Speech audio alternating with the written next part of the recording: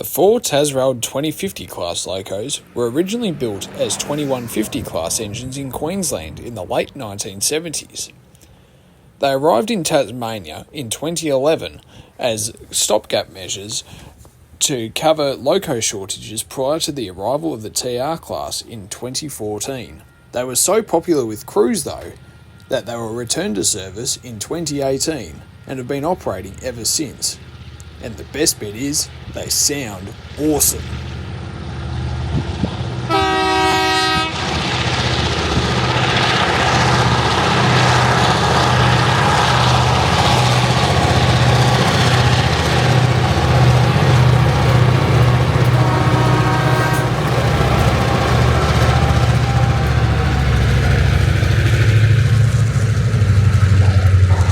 On the 13th of February 2025, we followed 2050 class locos 2053 and 2054 as they hauled the number 46 coal train from Fingal to Railton in the northwest of Tasmania.